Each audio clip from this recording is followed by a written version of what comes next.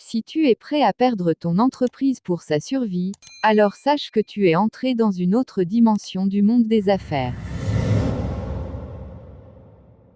Reste jusqu'à la fin de cette vidéo pour comprendre le bien le plus précieux qui fera de toi un entrepreneur redoutable.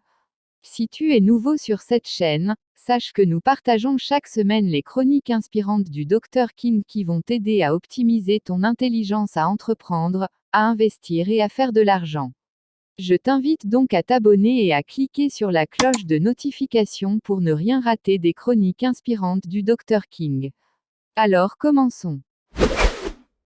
C'est l'histoire du guerrier le plus redoutable de l'islam. Un soir, le prophète Mohammed, paix et grâce sur lui, était avec son meilleur général appelé Khalid ibn al-Walid. Alors qu'ils étaient en train de dîner, un messager vint leur apporter une lettre d'un gouverneur romain. Cette lettre avait pour but de mettre la pression sur le prophète et ses troupes. En effet, une femme musulmane avait été capturée par les Romains, et pour sa libération, le gouverneur romain demandait aux musulmans de céder certaines terres. Le prophète Mohammed, paix et grâce sur lui, s'est alors retourné vers son général pour savoir quelle réponse envoyer aux Romains. Le général al-Walid s'était donc mis à écrire sa réponse, chose étonnante en une minute, sa réponse était prête. Il a alors demandé au messager de repartir avec cette réponse. 2 jours plus tard, la femme musulmane avait été libérée. Quand les Romains ont reçu la lettre, ils ont été pris de peur et ont libéré la femme tout de suite. Les gens s'étaient alors demandé ce que Ibn avait pu écrire pour effrayer autant l'Empire romain. La réponse de Ibn tenait sur une ligne. Il avait écrit au gouverneur romain ceci: « Je vais t'envoyer des soldats qui aiment plus la mort et le sang que tes soldats n'aiment la vie. » Ibn était réputé pour avoir une armée redoutable. La particularité de son armée était qu'elle se battait jusqu'au bout. Même quand ils étaient en infériorité numérique, ils ne rebroussaient jamais chemin. Ils se battaient jusqu'à la mort. Les soldats de Ibn étaient appelés les amoureux de la mort. Grâce à cette réputation, Ibn n'avait même plus besoin de combattre. À chaque fois qu'un peuple se levait contre lui, une seule lettre suffisait à ses ennemis pour rebrousser chemin. Pourquoi je te raconte cette histoire? Comme tu le sais déjà, un entrepreneur est un soldat, car l'entrepreneuriat c'est faire la guerre. Si donc tu veux être un soldat redoutable, tu ne dois pas avoir peur de la mort. Qu'est-ce que ça signifie concrètement? Un jour j'ai demandé à mes élèves quel était selon eux, le bien le plus précieux d'un entrepreneur.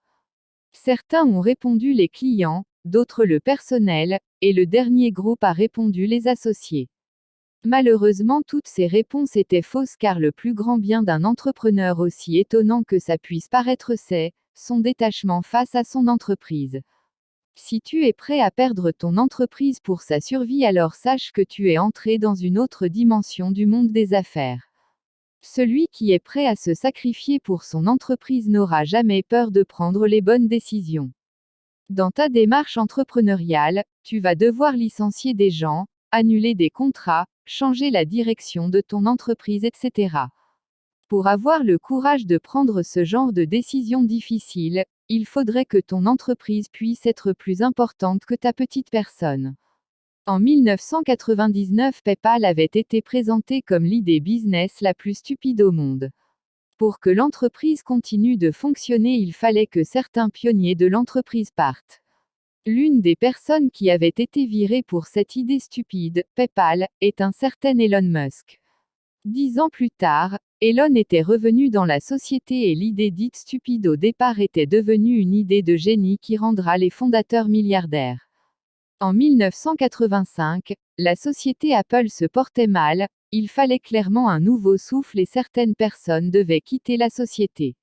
Le conseil d'administration avait donc décidé de licencier certains dirigeants, parmi lesquels un certain Steve Jobs, fondateur de cette société.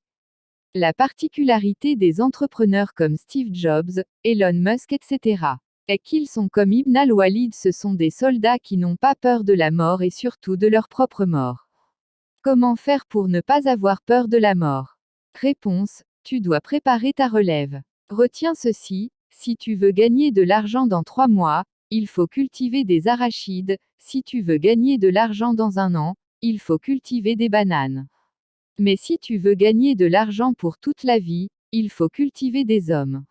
Si tes soldats sont prêts pour la relève, tu n'auras plus peur de la mort, et si tu n'as plus peur de la mort, tu prendras toujours les bonnes décisions pour ton entreprise même quand elles seront difficiles à prendre. Le monde t'appartient. C'est tout pour la chronique d'aujourd'hui. Mais avant de partir, clique sur le pouce like de la vidéo si tu as aimé la chronique. Dis-moi en commentaire ce que tu penses de cette chronique du Dr King. Partage la vidéo avec tes amis et surtout abonne-toi maintenant si tu l'as pas encore fait, afin de ne pas rater les prochaines publications qui vont davantage t'inspirer et te conseiller dans ta marche dans le monde des affaires.